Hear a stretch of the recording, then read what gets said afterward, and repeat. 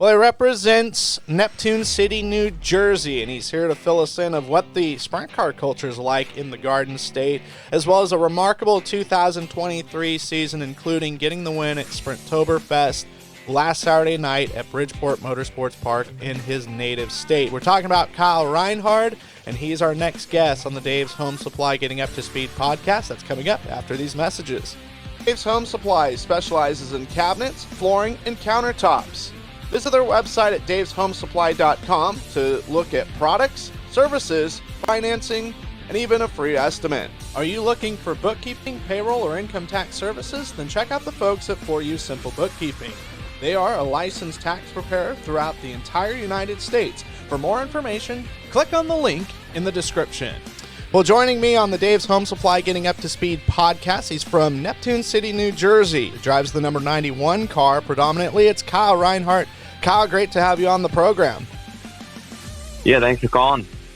Well, 2023, it's closing up, but for you and your race endeavors, fairly successful season. 3 wins on the year at 3 different racetracks, and actually 3 different states, including last Saturday night at Bridgeport Motorsports Park in your native New Jersey on a very, very fast racetrack for Sprintoberfest. Yeah, it's been a really good year, honestly. Definitely my best season so far. A lot of good runs, multiple wins. So it's been we haven't really had many nights that we struggled. We've really been chipping away since the beginning of the season, and like you said, like last weekend was probably my biggest win, as far as money wise and just having all my friends and family there was really cool. But we got another all-star win this season, so that was a pretty high-profile deal. So yeah, it's been a good year. Yeah, I was really just intrigued with how fast Bridgeport was last Saturday, and for you, like, lap traffic got a little interesting, and some guys were closing in on you, but you didn't panic, and there was a little brush up with the lap car, but you were able to keep it under control, and then it seemed like the yellow that kind of followed after that really helped you out a lot. Yeah, I think the track is just so fast. They've done a great job of building that place. It's a fairly new, I don't know how many people on the West Coast follow, but it's a fairly new facility, or track configuration, I should say. It's not a new facility. The facility's been there for a long time, but the configuration is new as of a couple years ago. So yeah, they really changed it up, trying to make more exciting races, because it used to be a huge 5/8 mile, and it was super fast, but didn't really produce great racing, sprint cars or modifieds, which they race there weekly. So yeah, it's a high bank, like it's just flat out the whole time, and even when it flicks up, like it's still you just carry so much speed off the banking, and us guys up front, like we just have so much more speed than the lap cars, and they're running their own race, kind of minding their own business, and they don't realize that we're coming quick. So yeah, it got pretty hairy a couple times. Unfortunately, I got into the back of one of them, and I got squeezed by another one, kind of got into the wall a little bit, and it definitely it was definitely exciting and edge of your seat kind of deal. It was a little more excitement than I was hoping for, but yeah, we kept it all in one piece and kept moving forward. For you to achieve that victory in your home state has got to be a bit of an achievement. I mean, you'd won at BAPS in June with the 410s on one of their specials that they had, and then you mentioned the All-Star race. That was a big deal, the prelude to the Jim and Joanne Ford Classic at Fremont. But winning at home is always nice. Yeah. I mean, and it's just so different out here, because Pennsylvania is obviously the hotbed around us, and there's 3 races a weekend, right? Like multiple races a week, every week from freaking February to November, right? So there's hundreds of races, and in New Jersey, there's just not. It's just not sprint car world there, So ever since I started racing a 410, I started racing 305s in New Jersey, but the 410 races are just special. And there's only been a handful a year for a couple of years. So in New Egypt used to have one, and Bridgeport had one. So for the longest time, there was only two. Sure. 2 a year. And then, now Bridgeport holds 3 a year. They did the high limit this year, All-Star show, and then they have a local show. Actually, we had one get rained out also. So they were going to do 4, but it's still only 4 a year, right? So it's like, it just makes it that much harder to win. And ever since, like I said, I started racing sprint cars, I just always wanted to win one home, like in front of my friends, in front of my family, in front of the hometown crowd. Like it's just so special to do that. And when you only have a couple chances, it just elevates it that much. Yeah, I'm glad that you bring that up, because me, growing up kind of in getting all elbows deep in results and history, New Jersey, and this is no disrespect to New Jersey. New Jersey's got a rich history of racing. It just kind of seemed like an exotic place. Like, I think Jersey Rush was that New Egypt? That was kind of the one-off that they would have, and they had that race for several years. But you really didn't see kind of anybody kind of come out of. I think the Chesson brothers, I think, were from New Jersey.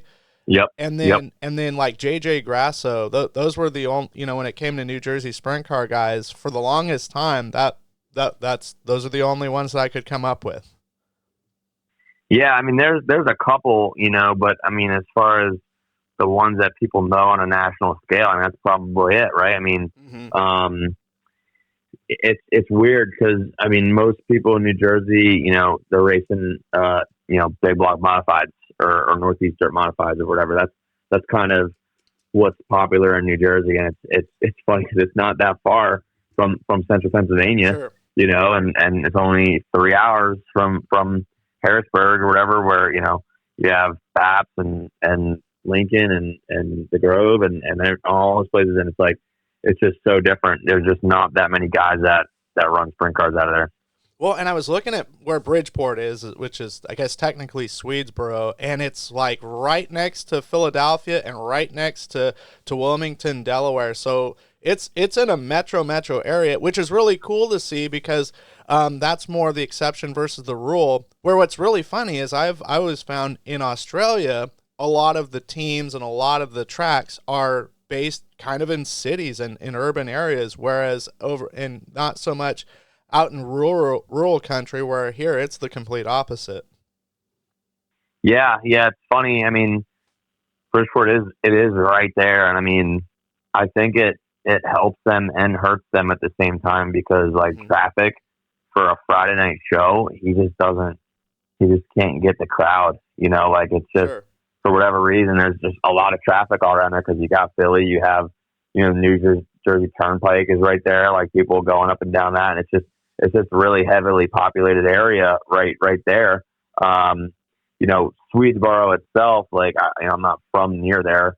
People think New Jersey, you know nothing about it, but it's it's still like I'm still my parents' house is like 2 hours from there. So Swedesboro itself is kind of, from what I know, just driving to the track, like it is kind of rural. There's some farms and stuff there, but it is only 20 minutes from Philadelphia, which is everybody knows what that is. So sure. It's interesting for sure, but I'm glad that he gets it is tough too for like the New Jersey tracks and promoters or whatever.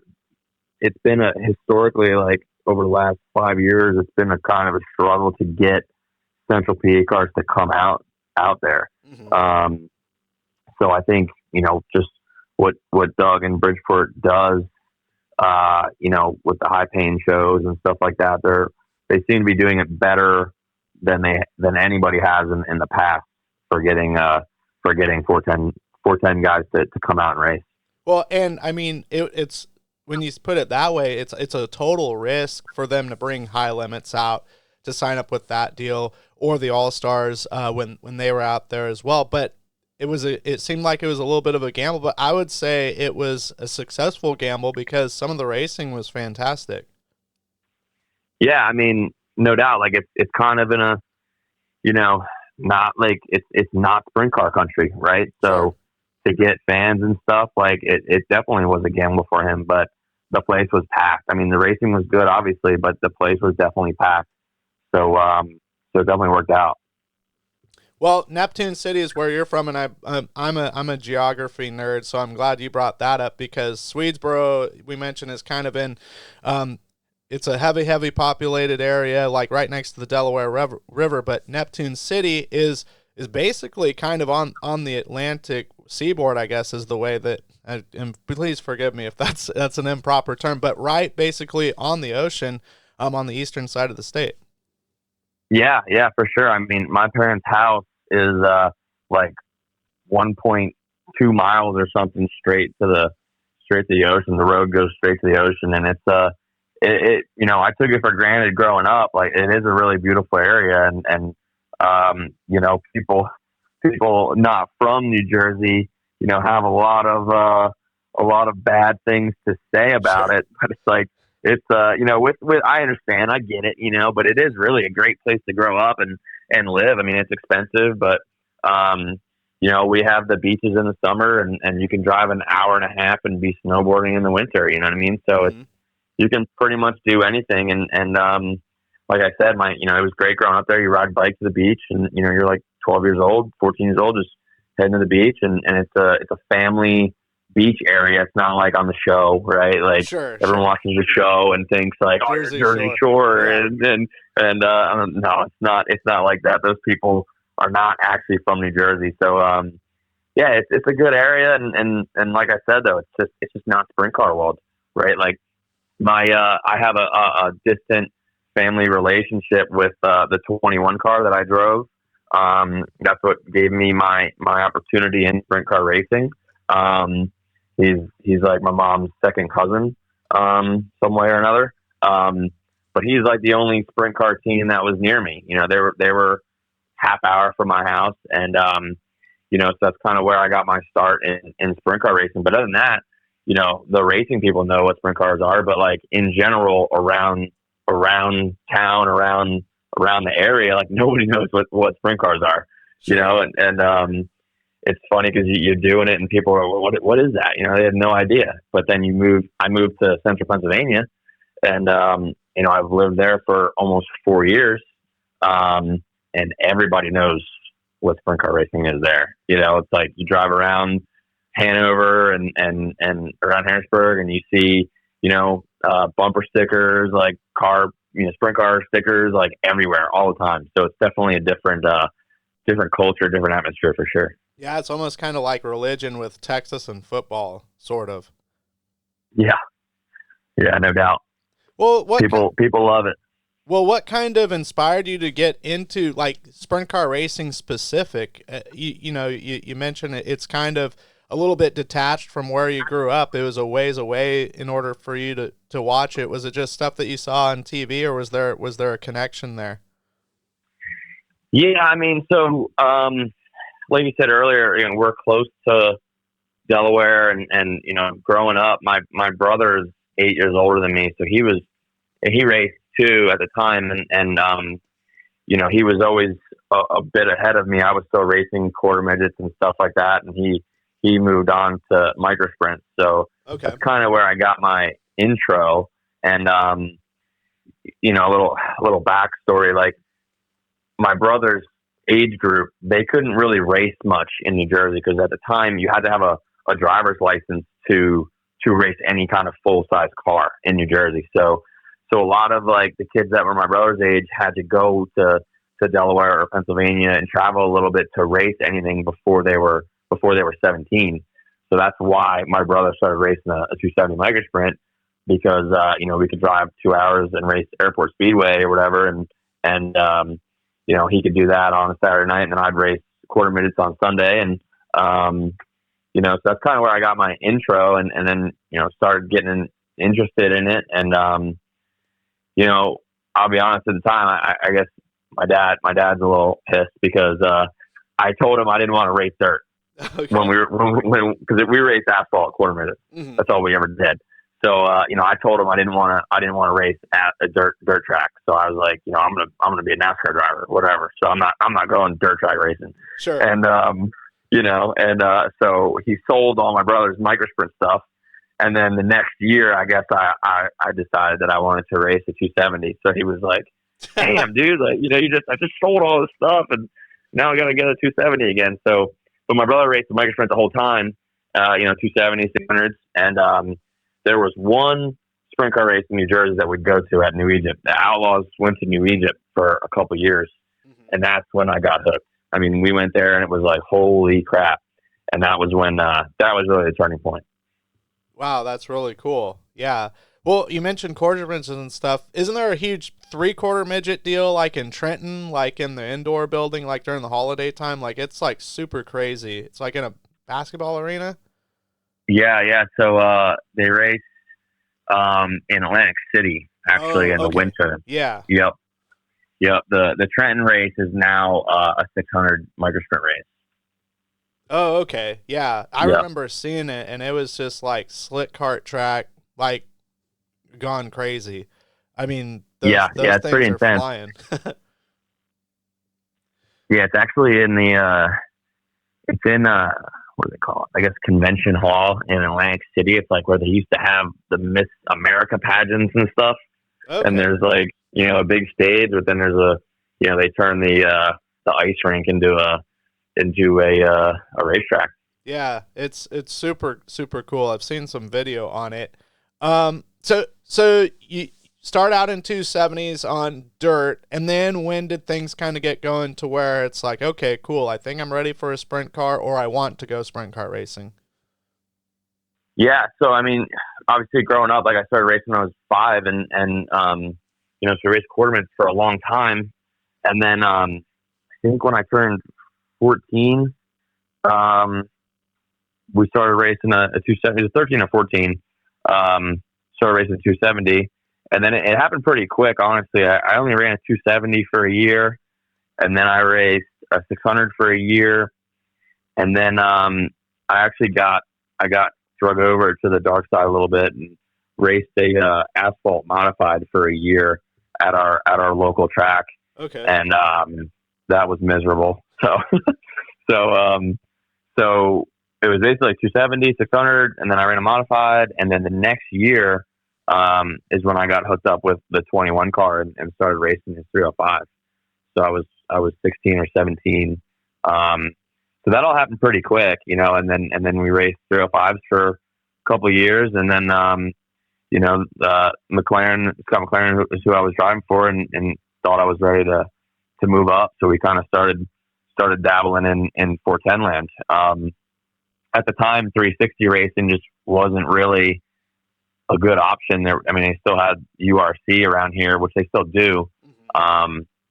But he just decided that it probably wasn't the move for us. Like if we were gonna move up, he figured we just start racing 410. And honestly, it took me quite a while to really get a full 410 schedule. We raced 305s for probably like 2 or 3 years. And we just raced a 410 when we could, and it wasn't, so people they look at the stats and stuff and say, I have all this experience from however long ago, but the first couple of years that we raced 410s, I only ran like 15 races. So 15 to 20 races probably a year. So it was definitely a long transition to really get to full-time 410 racing. Okay. And then 305s, was that Mid-Atlantic Sprint Series, the Mass Series, or were you running Pennsylvania Sprint, the Pennsylvania Sprint Series they had? Yeah, it was the Mass Series, but it was called something different at the time. Okay. But it was that series, yeah. Which is kind of cool because that sort of, I mean, I guess it's cool, but also challenging and can kind of be problematic, but it exposes you to a lot of different racetracks. And not necessarily focus on being, like a one-track mind of like, okay, I'm racing this facility and I'm getting everything, sharpened, my skills sharpened, and my marks. I know this thing inside and out. It's okay. We're racing here Friday, and then we're going this place Saturday, kind of deal. Yeah, for sure. I mean, honestly, looking back on it, that's what hurt me, trying to learn the 410 too, because Hmm. I was still racing the 305, and things are just so different, and you can't.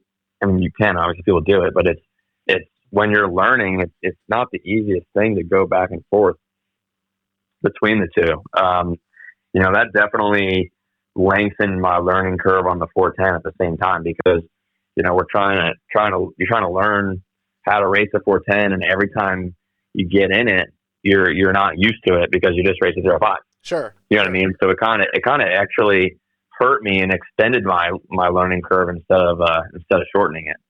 Did it help you at all going back to the 305 as far as anything, as far as speed or wheel input, anything like that, or was Yeah. that even hurting you in the 305? No, it definitely helped 305 racing.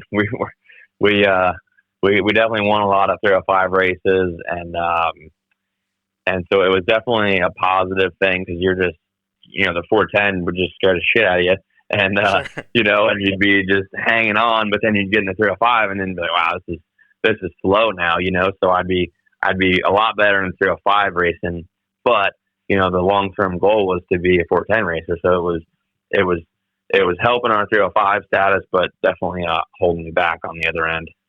And then eventually that gap kind of closed, and you were just able to finally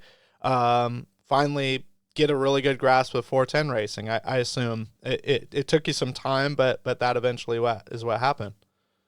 Yeah, no doubt. We eventually I stopped racing 05s, and we just kind of ran a 410, and like I said, it still wasn't like a full schedule. We still only could do 20 something races a year. And that's just what it was. That's what my our crew could do. My family was involved, and what Scott was willing to do with the 21 car, what he was willing to do, and it's just the way it played out. And I was fortunate enough to start driving for other people, and kind of make other relationships, and I would just race whatever I could race.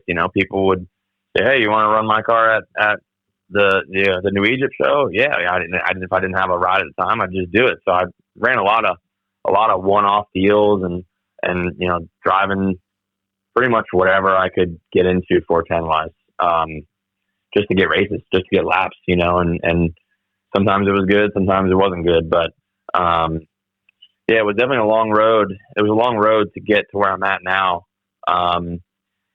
Whether it be just skill level, experience level, equipment. We've raced for quite a while now, and eventually the 21 team parked it. He had two young kids that were coming up, and they started racing quarter midgets, so that ended the big car racing, and I got hooked up with the Capital Renegade guys who I'm racing for now, and originally that deal was just like a 7 to 10 race deal. So again, I was trying to race 410s, and I could only get like 10 to 15 races, so I just did what I had to do to race. And luckily, that the whole 91 deal kind of just kept growing and growing for me. And we got to the point where, it was like, hey, if you want to do this, you need to move to PA. So that's what I did. Yeah, and how was that a challenge? Like, picking up and leaving home, or did it just seem like naturally the right thing to do? No, it definitely wasn't natural. I mean,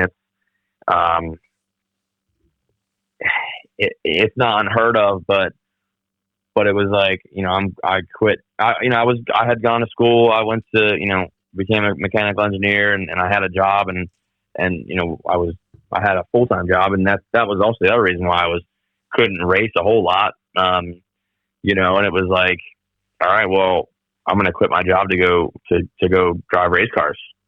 Yeah. So it was like, that's a big jump. And, it was 2019 at the time. And that was a big deal, right? I mean, it wasn't an easy decision, and I was going back and forth on it because I'm like, man, do I really want to risk all this? I had a good job and but then I had, I talked with my parents. 'Cause I was still living with my parents, and I had the support from them. And they were like, well, hell yeah, you should do it. Why not? If you need to get another job, you can get another job. I had a degree and stuff, so I kind of just went for it. I moved out to PA and quit my job and moved to PA the next day and lived in Scott Gilbert's basement for like a year and a half. Nice. And then we kind of fast forward things to this year, primarily in the Capital Renegades 91. But you did get some opportunities to drive for some other folks. I think what was it, Grandview with the Indy Race Part 71 for the Stoogens, and then right about Knoxville time, you got a phone call or however that came to be. By all means, fill us in with the Grove Racing 45 to finish out the All Stars with them. Yeah. So I think in all that is just an accumulation of just running better. Like we've been this whole end of last year, we really had some good speed, and I changed cars and changed some stuff on my deal, and we had a lot of speed, and that we carried that into the beginning of this year, and we hadn't won any races, but we were really competitive and racing for wins, racing up front, top fives, podiums, whatever. And obviously there was been a lot of shakeups with drivers and whatnot. And, that obviously, a car has to be open for you to get in it. So it worked out for me. And Bernie gave me a call the day before Grandview and asked me if I wanted to drive his car. And, that was a pretty big deal for me because that was really the first time that somebody just called me out of the blue and asked me to drive, mm-hmm. A high profile car, I should say. Sure. I don't mean to put down, any other teams that I've ever driven for, but like a high profile deal like the, Indy 71. I mean, how do you pass that up? And luckily for me, there was just a conflict and he didn't have a driver and the day before, like the couple of days before, I'd kind of scratched from going with my car because I didn't have a truck. Our toter was getting repairs, and I got to jump in Bernie's car, and that was a great experience. And like I said, a big deal because that was really the first high profile car that I got called to drive, and then I guess I don't remember what month that was. Probably not long before Knoxville, but and then just a week or so before Knoxville, the 45 car called, and again asked me to drive for him, and was just kind of a hey, we need somebody, we want you to drive. Do you think we can work something out? And fortunately for me, the 91 car is controlled completely by me, so it was all good to let that stuff sit a little bit and race somebody else's stuff. I brought my sponsors, brought my crew chief, and we went out and ran really good. We had a couple shots to win, and we got one of them done. And honestly, we feel like we could have had probably three more if things just shook out a little differently. But that's racing. Yeah, no doubt. And that's really cool that you were able to bring your crew chief along, because that was going to be one of my next question is, basically driving at one point or the other for three different teams, you're kind of dealing with three different crew chiefs. And another part about racing is some crew chiefs are different, and sometimes things are hard to kind of get a good mix going right off the bat. And then other times there's just a natural gelling that happens. Yeah, no doubt. And I think that's another thing, over the last couple of years is just having the right guy to make the calls, racing. And most of the time over the last 4 years has just been me, right? Like I haven't had a paid crew chief or a crew chief to make the decisions or whatever. And it's just been on my shoulders to figure it out, which I've done a really good job. I feel like doing that, but trying to do that on your own and race the car is a totally different animal. And And around Speed Week, Pennsylvania Speed Week here is when I got hooked up with Chris Ellsworth, who we've been friends with. I've been friends with Chris for a long time, 5-6 years, whatever. But we had worked together in 2019 when I was racing John Westbrook's 360 at Grove, and that's when we first started working together. And then we won the 360 championship that year, and we worked together good, and I've been friends with him ever since. We just never got linked up with my 410 car, and again, unfortunately for other people, but luckily for me, he was available, and we got linked up and started chipping away at it. So he's been with me ever since Speed Week, and like I said, we made a deal for him to come with me to the 45, and the rest is history. That's totally awesome. Well, I mean, 2023, it's pretty much wrapped up. There's one race left at BAPS on Veterans Day, but it'll be Veterans Night. But 2024, are you already starting to kind of get plans kind of in motion for that, or are you kind of in the category where a lot of people are, is just kind of sitting around and waiting these next kind of really key months that a lot of people are anxious about to see what schedules are going to look like? Yeah, I would like to say I have a plan, but unfortunately I don't. There's too many question marks to really make any kind of plan right now. We're still talking with the 45 car, just kind of waiting to see what shakes out with the high limit schedule, and just kind of the same deal with my car.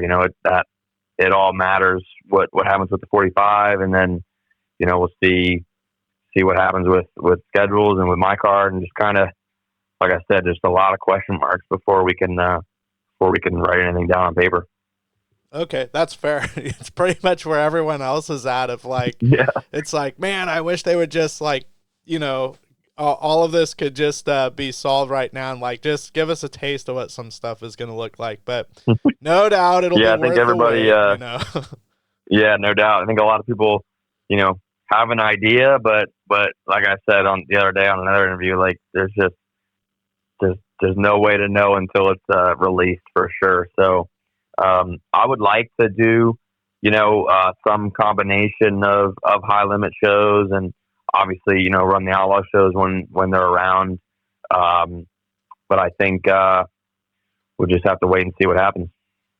Absolutely. People that you'd like to thank, I know that you mentioned your crew chief and then, the Renegade guys, but by all means, any other individuals you want to thank, or some sponsors or marketing partners that have managed to help this, what has been an amazing 2023 season for you possible? Yeah, no doubt. Capital Renegade, first and foremost, they've been behind me for several years now, and I actually work full time for them now. So if anybody needs any motor coaches, toters, or trailers, anything like that, give us a call. But them and Henry's Wrecker Service has been a big supporter, and fortunately this year we got linked up with Coors Banquet Beer. They've come on board, and it's kind of cool because it's really their first not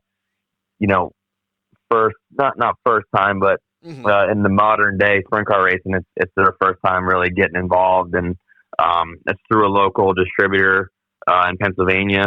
So hopefully we'll see what that brings in the future. But those guys are really the main three that provide the funding for the 91 to get up and down the road.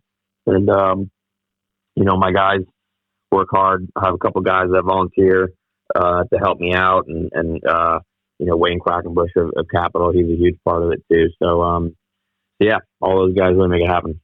Well, it was pretty awesome to see. You have the Coors, the sponsorship on the side panels of the nose wing, on the wing panels of the nose wing, and then you did the full-on wing dance at Bridgeport, and you got to enjoy a Coors banquet while celebrating up there safely, of course. Yeah, everybody loves a good beer shower, so that's they love it too, and hopefully we'll do one more here before the year's over. Sure.